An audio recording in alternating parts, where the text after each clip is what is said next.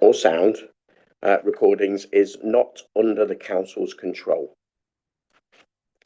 May I remind councillors, please switch your microphones off when you are not talking, not speaking. Thank you very much. Sorry for that robotic read of it. It's the first time I've read it, so next time it'll be remembered. But thank you, everybody. Thanks for attending. First and foremost, I've got to introduce Gemma Dennis, the monitoring officer, who will be assisting me in the process today and hopefully taking most of the meeting. But we've got quite a short agenda, but it's like I said when we came in the training, it's down to everybody in the group. I'm just the conductor of the orchestra. Even though I have quite a big mouth, I'm not going to use it too much. So, but thank you for that. Over to my left is Gemma. Yeah. So, sorry, I'm tweeting on. So, I'd like to first do apologies, Gemma, please. Emma. Sorry, Emma. We have apologies from Councillor Matthews and Councillor Phillips. Thank you. Item 2 on the agenda is declarations of interest. Has anybody got any declarations of interest for tonight? No, thank you. Right, okay. Was there anybody here on the meeting held on the 14th of November? There's one person here. Right, so with your agreement, I'd like to go through the minutes. We have to formally recognise them as a true and accurate reflection, but obviously, sorry, I can't see your name down there. Kerry, if you could confirm that with us, that'd be great. So the meeting on the 14th of November, can we look at page 1?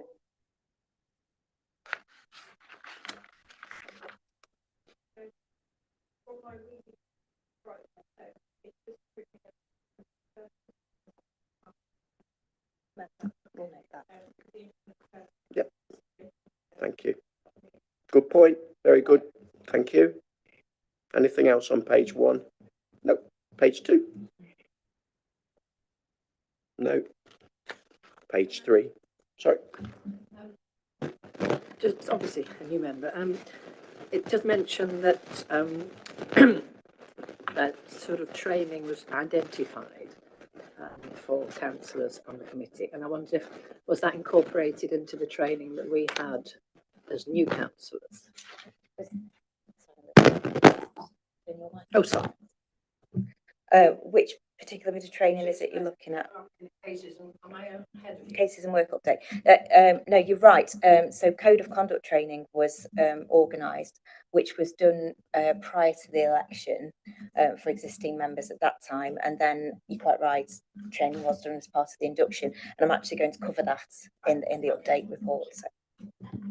Okay, I noticed there isn't matters arising from the minutes on there, because normally we discuss that on matters arising, wouldn't we, from the minutes? Yeah. But there's no matters arising on point 4. So maybe for the next time we'll have matters arising. But thank you for that, Councillor Plant. Thank you. Page 3, the final page. Kerry, is there any issues with it? Would you agree that it was an accurate?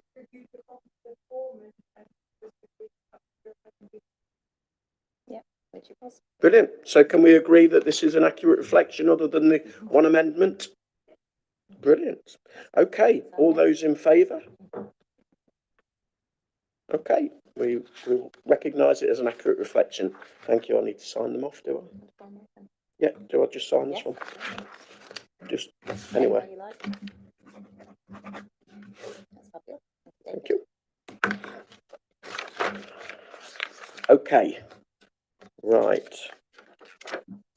It's over to Gemma. It's item 4 on the agenda. Case and work updates 23-24. Thank you, Chair. So this is a regular report that's brought to Standards Committee, which provides information relating to complaints received since the last Standards Committee, which in this case was 14th of November 2022. And then later in the same report, I outline training that has been undertaken or identified which could assist councillors' understanding of the standards regime's requirements and the actions proposed to meet those training needs. So since the date of the last report, we have had 13 alleged code of conduct complaints. So they've either been considered or are in the process of being considered by myself, along with the independent persons. The table at Appendix A confirms the date of the complaints, if it relates to a borough, a parish or a town councillor, if the complaint was made by a member of the public or another councillor, the nature of the complaint and the action taken to address the complaint where appropriate. The table also confirms that the cases have been discussed with the independent persons. Where complaints were not accepted under the code, we don't include the specific details because to do that would be misleading for the councillors concerned. Since the last meeting of this committee in November, the council has committed its support to the Local Government Association Debate Not Hate campaign, as you may remember from the council meeting, and the leader has signed the online public statement to this effect. So as a committee, we need to consider how we now embed that throughout the council. There are various examples of good practice from other local authorities that we can learn from, and it's suggested that that is a matter for further discussion at another meeting. So that's something we can have a think about as a standards committee. It's really of increasing importance that we do that when you note that the recent LGA analysis provides that 27% of councillors said they would not stand at the next election, and 2/3 of respondents to a survey said abuse and intimidation had influenced their position on whether to stand again. So I think it's a really important topic, isn't it, and particularly for us on this committee. The LGA Civility in Public Life Programme Steering Group are also urging the government to introduce legislation which would allow councils to proactively withhold councillors' home addresses from the public as soon as is possible, which I think is, again, a really sort of good piece of work, and we need to be supportive of that. So I'll report any progress on that matter at the next meeting. So in terms of training, as we've already touched upon, so induction training was made available to all councillors following the election last May, including some introductory training around standards. There were 28 attendees at that training, with only 4 new councillors unable to attend. And of those who didn't attend, they were contacted and given the opportunity to catch up with an officer separately. And the slides also remain available on the councillor portal to be accessed at any point. We then did some further training specifically around standards investigations, which was back in November. Again, we well attended, 14 councillors attended that training, including all but 1 member of Standards Committee who unfortunately couldn't make the date in question. Standards Committee is required to review the member code of conduct on an annual basis, and this will therefore be on the agenda for our next meeting. Our code of conduct was last reviewed, we briefly touched on this before the meeting, following publication of the Local Government Association Model Code, and a working group from this committee, I think you were on that, weren't you, Chris? No. Reviewed this document and recommended changes to the Rushcliffe Code. And as a result, we now have a code which is very closely aligned with that model code. So I envisage that the time to make any specific changes to our code will probably be when there's been a review of that model code by the LGA, which hasn't happened as yet. But it's still prudent that we review on an annual basis as required to ensure that the code remains fit for purpose. The only other point to make in relation to this report is that should any member of the committee wish to suggest other items of business that they consider that Standards Committee should be reviewing or exploring, or training that you consider would be appropriate for members, then obviously that's something you can bring either to the meeting or to me outside of the meeting separately for us to consider. Thank you very much, Chair. Thank you. I'll open it out to the floor for any comments. Yes, Councillor. Thank you. At one point, and I can't remember where, I should have written it down, it mentions that there was that there should be a code of conduct training for town and parish councillors. And looking at that chart, most of the complaints seem to be in that area. So has that actually been done? Okay. you. It's actually on the agenda for the next Town and Parish Forum. The theme of the whole Town and Parish Forum is governance. So we're really hoping we'll get a good turnout for that, because it tends to be one of those topics, along with planning, that does tend to get people to come along to things. But the idea is that we're going to talk about standards, we're going to talk about code of conduct. NALCA are also going to come along to talk about what their role is from a parish perspective and how they sit alongside the Borough Council in terms of what they can offer. So yeah, hopefully that should be a really good session, and that's the intention following that comment in the report. Thank you. Okay. Yes, Alan. I don't know, I've pressed button now. I follow on from what you just said yourself. 7 of the complaints are parish and town councils, and you really treat them both as the same, quite frankly, in that respect. And it would seem that over the years, we haven't really got to the stage where there are far less of these than there used to be. There are still a lot. So that would suggest that whatever we've done previously hasn't worked, or we have new councillors who are as bad as the previous ones. Or a mixture of both. Well, a mixture of both, yeah. It's sad, but it spends your time, and it shouldn't be necessary. Thank you for that. Yeah. Yes, Councillor Plant. So in terms of a code of conduct for parish and town council, I mean, I have no experience of parish or town. Presumably it's compulsory? No. Yes, again, similar to a borough, we would expect there to be a code of conduct for members to follow, for parish councillors to follow. There is, similar to what we have, the Local Government Association produces a model code of conduct, which boroughs and districts should really adopt or tweak slightly to be, like ours is a bit Rushcliffe, but it's very much, in essence, the model code. That's a good standard to aspire to.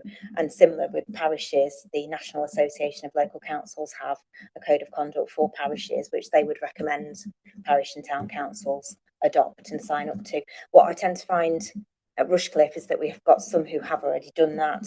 There are some who have a very sort of out of date code of conduct, and I think that's where potentially some of these complaints come from, because the guidance isn't clear as to what members can and can't do. So it may be that someone's spoken at a meeting, we get a complaint to say they shouldn't have spoken, but when you go back to their code of conduct, it's not at all clear. So it would really help, I think, and that again is part of the message to come out at the forum, that look at your code of conduct, look at your governance documents, are they up to date? Do they help your parish and town councillors to do their job properly?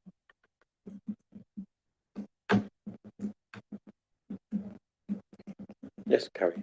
Yeah, so whilst, as you say, there are quite a few complaints, I think it's pleasing to see that they're not really concentrated in any one area. So at least they're spread, which is better than we have seen it before, which means that there's 1 or 2 pockets rather than, you know, one particular problem in any particular area.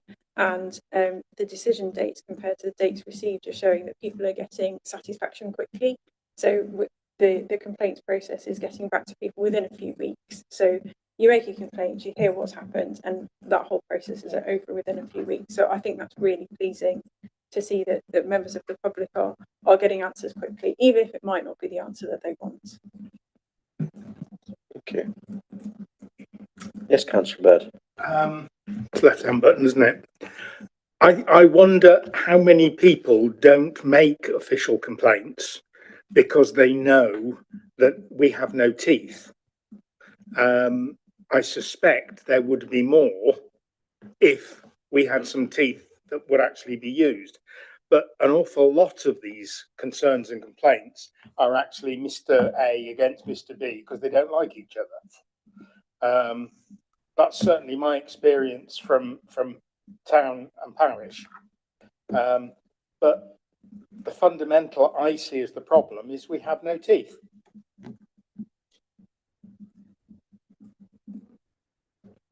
I think from my point of view, it's also that the grey area is where is a councillor, and where are they themselves? what are they acting?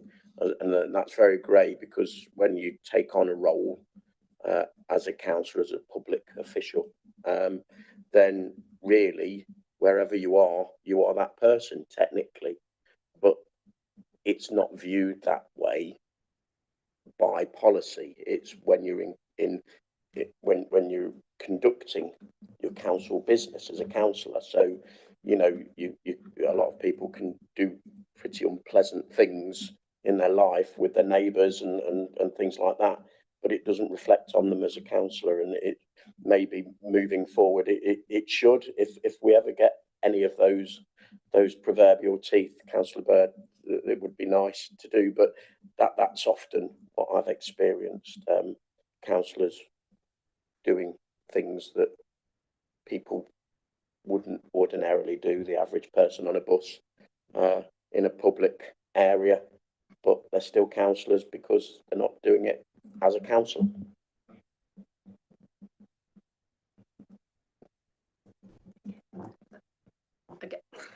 I suppose again that the nature of a parish council is going to be much more insular.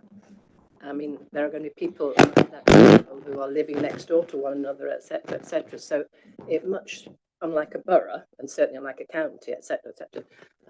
So it actually can be quite a difficult task to manage, probably in certain circumstances, in terms of the chair and obviously the clerk who's giving advice. I mean, we all remember the one on the Twitter. What was her name?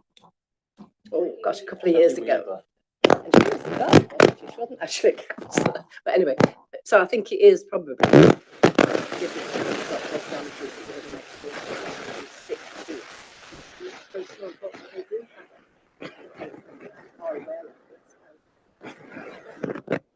So just one more.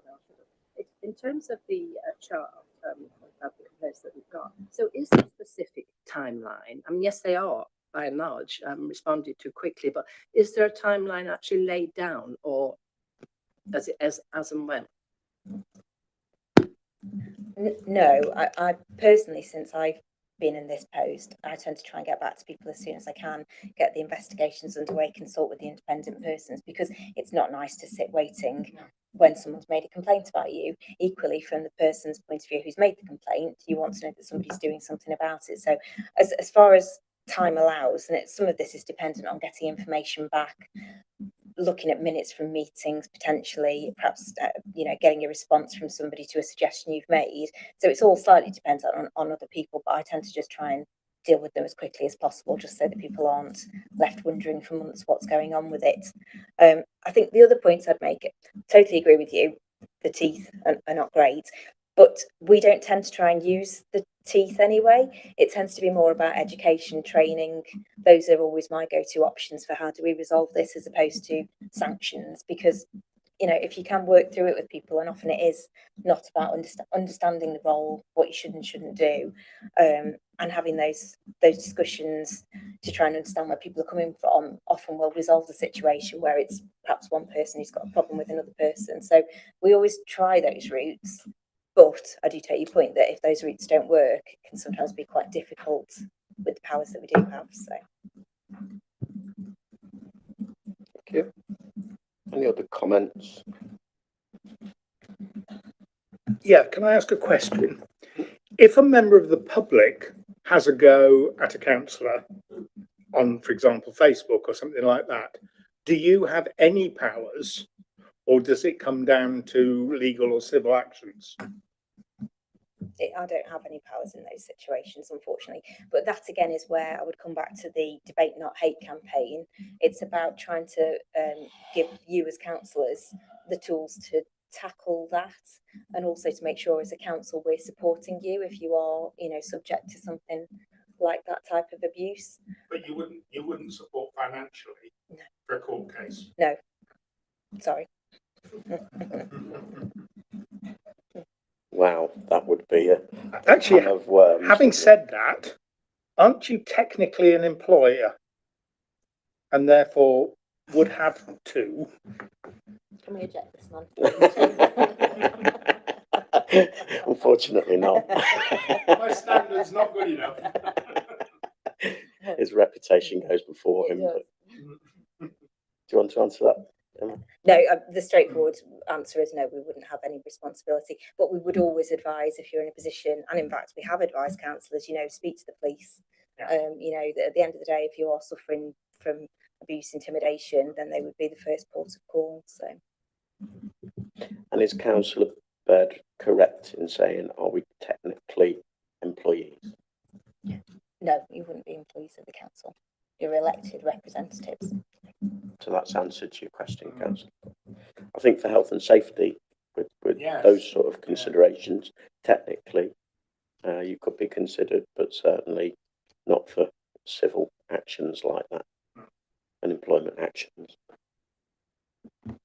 Can I just say that if anyone had listened to Radio Nottingham yesterday afternoon, just before the news, I'm not sure which, a councillor from the west side of our area was making very clear points that councillors are not considering standing again because of the abuse they receive. But when you listen carefully, it is a very tiny number of people who are doing this and using social media to do it. So I think it's the fact of life with social media. It's developed as time has gone by, and I'm afraid that's it. You can't do anything about it in that sense. And it's interesting that you said the west of our area, because social media is the Wild West, isn't it? Thank you. Any more observations, questions? No, I'll shut up. Right, okay, thank you for that. Okay, so, Sorry, yes, so Councillor Plant. I agree to some extent with what you said, but obviously some councillors have really suffered in terms of, you know, obviously what is on social media. So I'm just going back to the Debate Not Hate campaign, so that we will be considering that later, further on down the line. Yeah. What I would suggest is I need to go away and do some work around what the LGA can offer and maybe put that together in a paper for you and present various things other councils have done that might be something we might want to consider. And obviously I can provide those papers to you. I mean, by all means, feel free to go and have a look. It's easy to find, but I can send a link also if you want me to do that after the meeting. And just have a think about what we might want to do as a council and how we can support if that's not something that we are already doing. I think that's quite an important point, that councillors who are being abused, I think the authority has a responsibility for their health, safety and welfare. So maybe that is something that the council should be offering as support services like welfare, counselling support type thing that you would do with an employee. And as far as I'm aware, and I would have to speak with Charlotte Caven Attack, who would be able to give you the detail of this, I feel like there is an offering of counselling available already for councillors, but it's not something that I can give you the detail of because I don't have that. But I'll certainly find out and circulate those details to the group as well. And maybe the other thing that the council could consider or should consider is when the abuse goes into criminality, the support it gives with the police and the assistance for the councillor to if there's criminality involved, it's clear that the police should be involved in investigations, and it's where the council says we're supporting the councillor. I think that area needs to be defined probably more clearly. Would everybody agree with that? You know? Yeah, I think there are areas where this committee can make progress, and these are the sort of areas that it is under its umbrella, it's under its remit, that we could improve the things. Yes, we haven't got the stick or the teeth or whatever that people would like, but there are areas, the support areas and things that we could move it forward. Yeah. Okay. Any more on item 4? Because we're still on 4, aren't we? So, any more? No, we'll move it on then to item 5, review of the protocol on councillor officer regulations. Thank you, Chair. So this report provides Standards Committee with an update on the operation efficacy of the protocol on councillor officer relations. I'm just going to call it the protocol from now on, if that's okay. It also considers current awareness of the protocol by councillors and officers and makes recommendations to raise and improve upon that. Standards Committee are required to review the protocol at least once every 4 years to ensure that it remains fit for purpose. In reality, as you'll probably know, we do a review of the entire Constitution on a yearly basis, and the protocol forms part of the Constitution, but no changes have been made specifically to the protocol since its adoption. So it's considered timely, especially following the corporate peer challenge, which the authority underwent a couple of weeks ago, to revisit the protocol to ensure that councillors and officers are satisfied that it remains fit for purpose. In addition, it's considered appropriate to design a training resource specifically in relation to the protocol to ensure that all councillors and officers can be confident they are aware of its content and application. As set out in the third report by the Committee on Standards in Public Life, every local authority should have its own written statement or protocol governing relations between members and officers. And our protocol then goes on to provide that Rushcliffe Borough Council recognises that the relationship between its councillors and its officers is of vital importance in its work on behalf of the people of the borough. A copy of the current version of the protocol is appended to the report. I've reviewed the current version of the protocol and I'm satisfied that it does align with the existing code of conduct, which is, as we've said earlier, based upon the model code of conduct from the LGA. I don't consider that any specific amendments are required at this time, but if Standards Committee should at some point consider revisions to the code of conduct are required, which are subsequently adopted by full council, then we would have to revisit the protocol again to ensure that it aligns with any changes we've made to the code. But as I say, I think that's possibly something a bit further down the line should code changes be needed as a result of a review of the current code.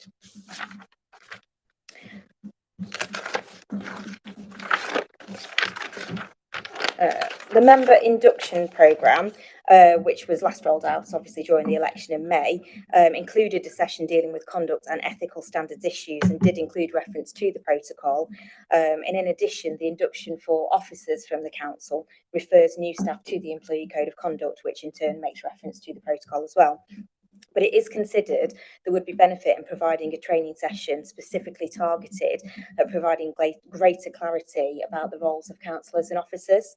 The Local Government Association have produced a councillor workbook, which was one of the appendices to the report, and that's entitled Effective Member and Officer Relations. So I would propose that we use that to create a training session to be undertaken by both councillors and officers to assist in understanding each other's roles and how best to assist each other to achieve the best outcomes for our residents. I think it's useful both for those who are newly elected, but also as a refresher for people who've been in the role for some time, as a reminder of some of the key skills, approaches and tactics that make for effective relationships.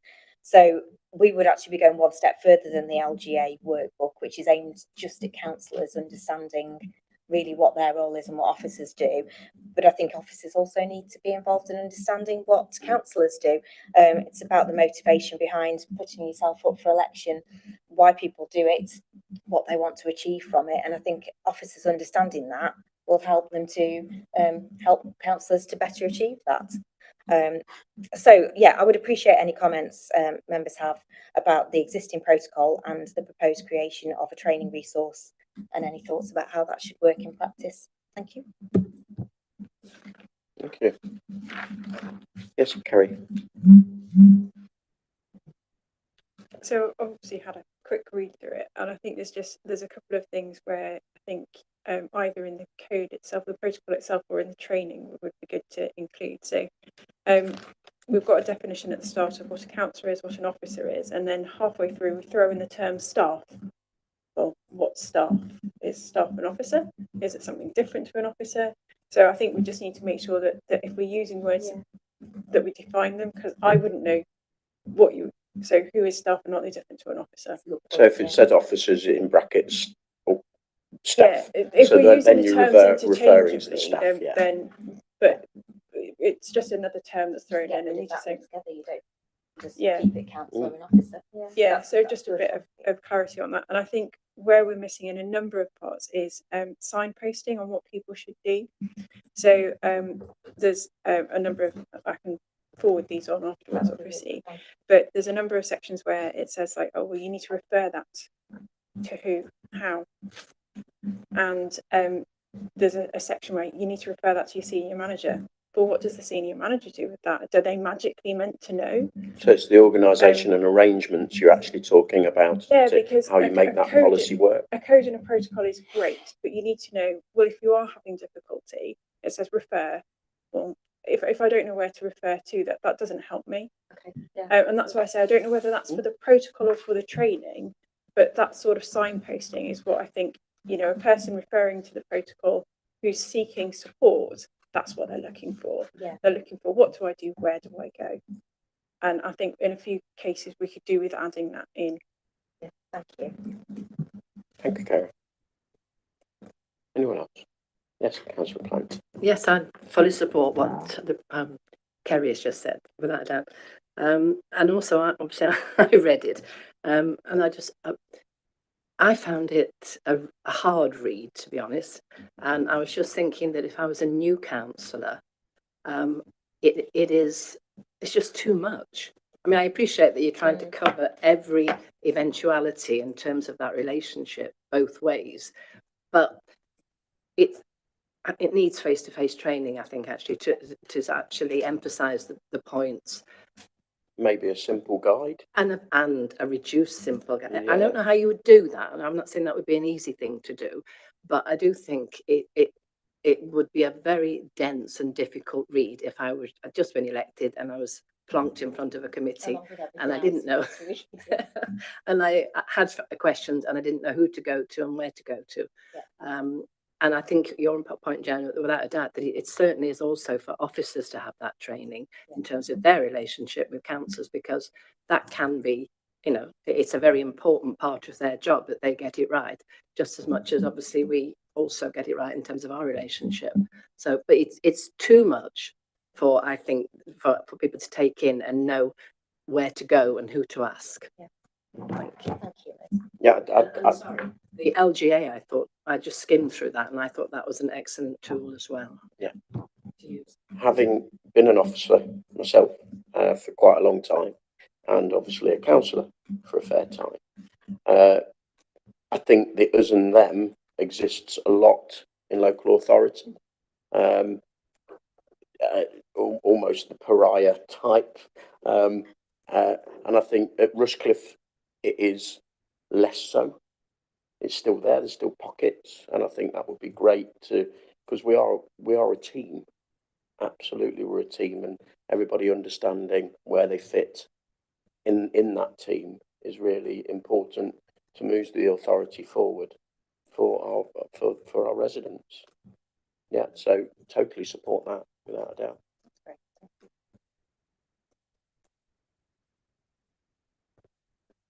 That's great. Yes. Not being a borough councillor, and never likely to be, I wonder whether we expect too much too quickly from councillors. I can reflect on another 2 voluntary jobs I've done for 30 years. You learn a lot of it as you're going along. So when you first start, you don't have that express knowledge that you will. And maybe we have decided that this is the way it is because it's always been like that. And it's time to consider, perhaps in the day of so much electronic material that's available to us, to reflect whether we should perhaps tweak it a little in the future. I listened to your comments and I would not disagree with them. I mean, I read it again this afternoon and I thought, well, yeah, okay.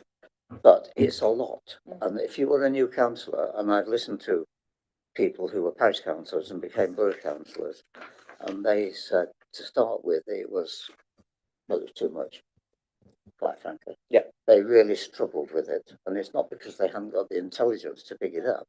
It was just that so much was thrown at them in a very short space of time.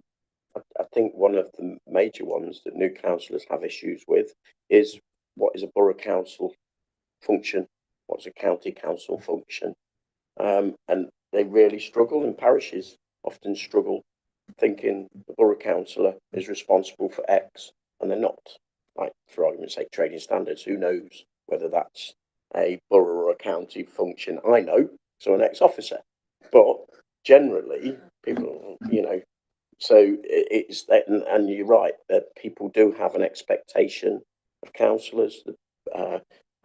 Obviously, citizens have an expectation of officers as well, which is often more their expectation than the reality, and it is quite daunting.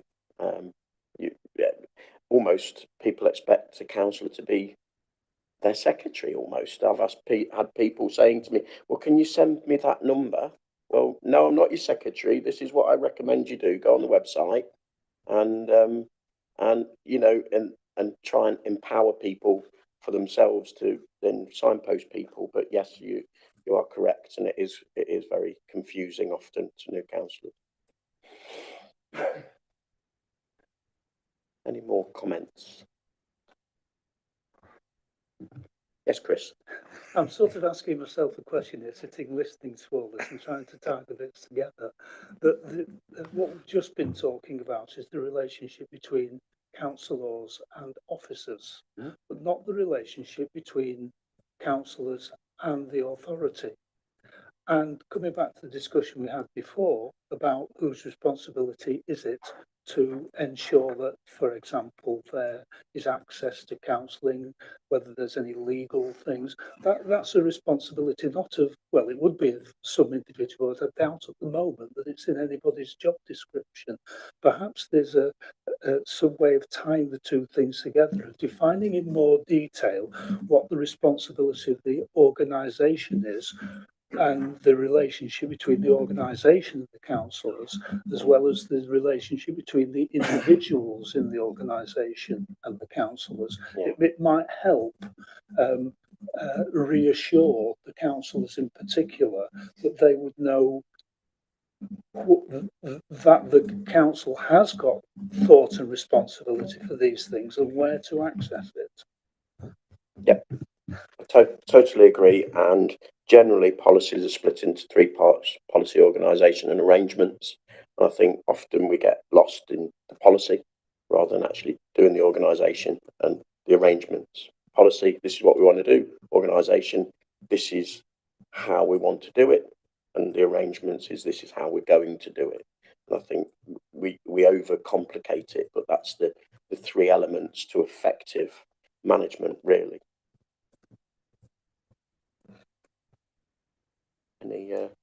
Any more comments? It's turning into an interesting debate committee tonight. It's Ted, have you got anything that you, Councillor Birch? Sorry, have you got anything? I lost my way a little bit there. I'm sorry. I should have said Councillor Birch. No, I mean in general agreement, really. As Councillor Bird said, there are no real teeth to the actual standards procedure, unfortunately, and it is different in other parts of the UK, as we've heard. I'm going to take Alan's point about social media being more of a societal thing. I think that is probably the primary platform where people are going to suffer abuse, and that perhaps needs its own policy or thinking about. I think we need to be mindful that is the arena where a lot of this is happening. And I have to say, from my own personal experience, it's not just, nasty comments online. It's quite serious, has very serious impacts on people's lives and their families. So, this is an important committee, but I think, it's the reality is it can't really do much, and that you've called on me, so I was not gonna say much tonight, but I don't think this committee has many teeth, really. That's my honest opinion, and in terms of the support, again, I think I agree with you. That's something that we could look to offer. If we can't do anything proactively, we can be reactive and we can help people and put things in place. That is something I think we should look at going forward, because, as I say, that there is not much there, and some of the abuse is quite serious to councillors and their families, and it needs looking at. So they're my only comments. Just to mention in terms of social media policy, we do have a social media policy, but again, it is something that's kind of in the back of my mind that we might want to, again, have a look at as a group to see, is that working? Because social media evolves at such a rapid pace that almost needs reviewing annually as well, because things move on so quickly with what's available, what's out there, who's using what platform. So yeah, I totally take your point. It does need its own policy. It has got one, but whether that needs a review and an update, I think it probably does. There is a lot of guidance on social media as part of the LGA debate not hate materials, so that could be part of having a look at that, comparing it to what we've actually got and looking at what we need to do to improve upon that. Yes, Carrie. Yeah, I think the social media policy is very much more tailored to councillors as a mouthpiece for their role, rather than dealing with comments and abuse from others. So I think a slightly different emphasis on that is probably going to be helpful. And I run the website, Facebook site for my village, and even there I've had to moderate comments, and you just think the craziest things, and people are all up in each other's face, and you think, well, this is just ridiculous.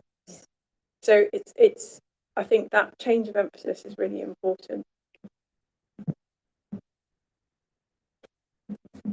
Interesting. It's interesting. Sorry, I can't see your name down there.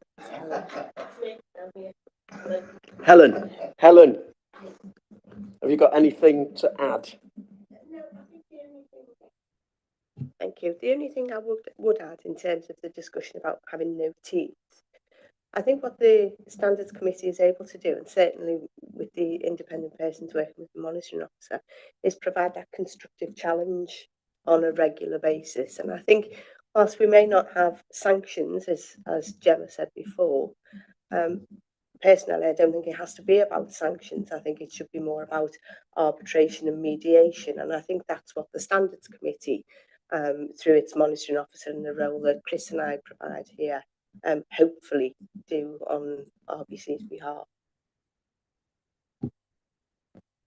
Yeah, I mean, the sanctions are, they're just a stick, aren't they? Really, we don't want people doing voluntary roles to be hit with a stick. They need to understand what they're doing is for the community, not for themselves, and that common decency that we expect as a nation, as our culture is in there. I think even as saying as a committee, no, we really want you to apologise. If somebody decides not to apologise, that's up to them. But really, we've said as a committee, you owe that person an apology.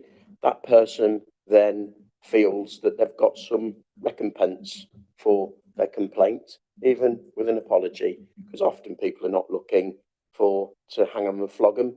They are looking to be recognised that they've been wronged, and people to recognise, like this group, to recognise that somebody's been wronged, and just to say, come on, let's have an apology from you. So I think, as saying we've got no teeth, I don't particularly feel we need teeth, because other than very, very certain individuals that will never think they're wrong, if a group or a committee like this says, no, come on, let's reflect on what you've done and let's have an apology from you, I think that can often go a long way, and that is what people are looking for. So yeah, that's the way I think we should go with the remit and the boundaries that we have.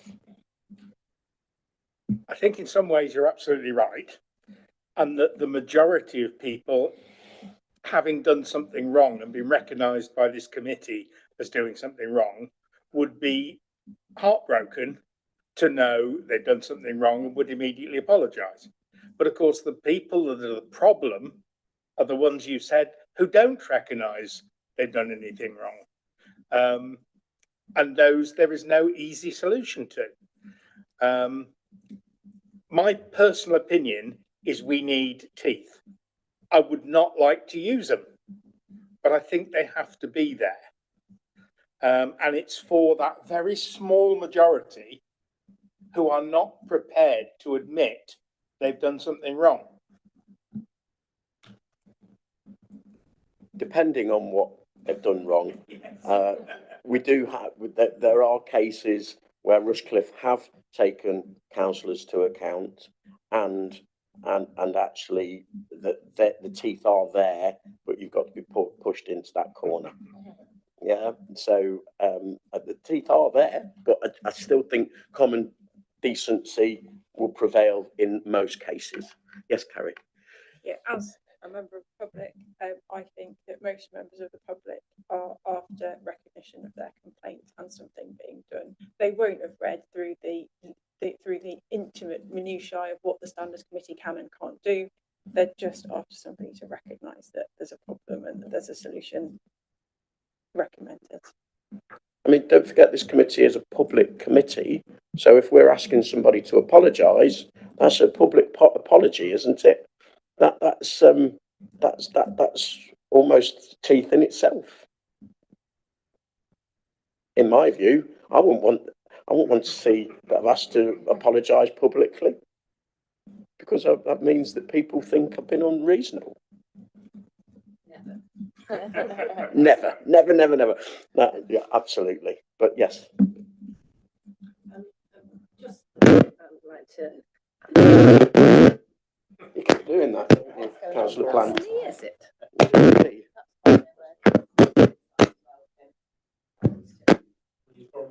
Yeah, just. How's that? Thank you. Just to add to Helen's comments, which I think are really important, but arbitration, mediation, but I think our role also is education in terms of the training. So if we've got those three together, I mean, those probably are the tools that we do have, and that can make a difference. I'm not sure it would make a difference with the really awkward persons that you're talking about, but we're going for the majority, aren't we, really?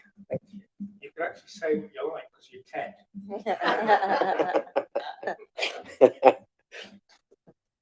Thank you.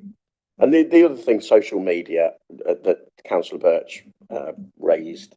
So I have a social media presence, but with a small p rather than capital P. I think social media, if it's in the right way, you don't get the abuse. Then if you caught social media, then you're opening yourself up as a councillor for lots of opinions. And as councillors with a political bias, you're going to get people with different views to your political self. So it's how you engage with that social media, all the benefits. Sometimes there's lots of negatives. So it's the yin and the yang, you know, the benefit, the benefit, the cost benefit analysis, the cost to your personal self with the abuse that you're going to get there from the benefit you get from that. So it is getting that, and it's councillors to make that choice. But my choice is with a small p rather than a capital P with social media. Yes, Councillor Badge. So I hear what you're saying, and I don't think you are saying this, but I think we need to be careful of saying to people, if you want to be vocal on social media, that is just another platform of speech. So I don't think there should be anybody saying you shouldn't, or you know, we informally advise you not to go on social media. You should go on social media if you want to. And I think I'm the baby of the council. I think I'm the youngest, so I probably use it more than most. And there's no excuse for abuse at all. If I had a megaphone and stood in the middle of the town square, I wouldn't expect people to come up to me and say the things that are said online. So I think it is an issue. It does need dealing with, because of course with social media you've got that separation, you've got that buffer. a lot of times when people say things online, they would never, ever, ever say it to you in person. It's a totally different psychology. So, you know, I personally go on social media all the time. Excuse me. As some councillors know, it's my number one way I speak to residents. Now, again, I don't think you were saying this, Councillor Sims, at all. Don't get me wrong, but I don't want there to be a perception or anything against councillors going onto social media, and therefore if you get abuse, then that is fair game, because it's not. It's absolutely not. It's no difference, legally speaking, or morally, than being in a public forum, because it is an online forum to speak and to interact with people, and that's what it's for. And yes, it is a double-edged sword. Yes, there are downsides to it, but I just think we should be careful about trying to say, if you go on social media and have an attitude like that, and that it somehow is okay if abuse follows. And I don't think you were saying that. I keep saying that. No, but no, I don't think you're saying. No. But I think that's something we need to be mindful of, because it is no different, and it's a perfectly legitimate way of interacting with residents and sort of conducting the democratic process. So this is something we can perhaps follow up in the months ahead. The social media thing, I think, is possibly the biggest source of these complaints and abuse and everything else. So it is something perhaps we can look at as a committee. But that's just all I wanted to get across, really, is that, it's, if someone wants to go on social media, you go on social media, and you should not expect any abuse. Can I ask, you said that the town and parish meeting next is going to be primarily aimed at standards. Mm-hmm. Could there possibly be something on social media and how people should use it?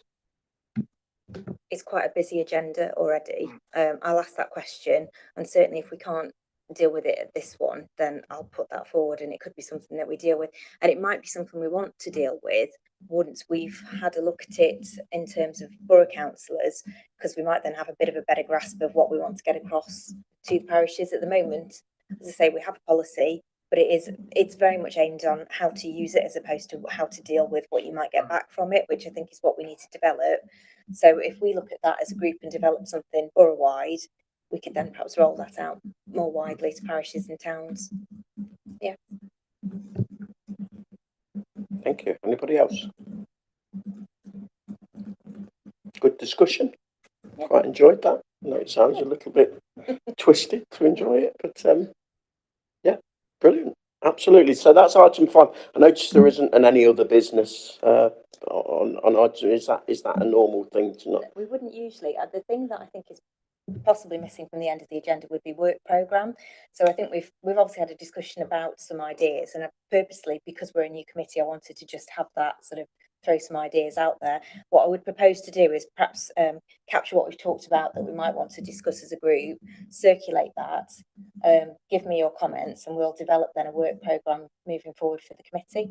That'd be okay. That to me is great, Yeah. but with the any other business, that it gives councillors and members an opportunity to bring something up outside of the agenda, where I think we're a little bit more limited by not having any other business. Okay. Would anybody have a comment on that? Yeah, I was just going to say, as this is a public meeting and the agenda circulated before, we can't really have any other business, because the public, if we then raise something that the public hadn't expected and therefore hadn't listened into, we could actually be creating a problem. So once you have public listening, you shouldn't have any other business. Wouldn't that be then just put onto the next? Yeah. Wouldn't you? It's raised in this committee, in this committee, and then it gets the normal protocol for that would be then we'll discuss it at the next, and it'll be put onto the next agenda, so then the public know, but at least it can then be raised. I think that's where the work programme comes in. Right. If we have a work programme and there are items that members want to raise, then we could add those too. Yeah. So same thing but different name. Yeah. Yes, Councillor Birch. It's real quick. Yeah, I think you're right. I think it would be useful to have that, whatever it's called, just to give you that flexibility, just to talk about everything. Councillor Plant, have you got any opinion of that? No, I suppose I think I'd be happier with a work programme. Yeah. Helen, down the bottom there, any opinion?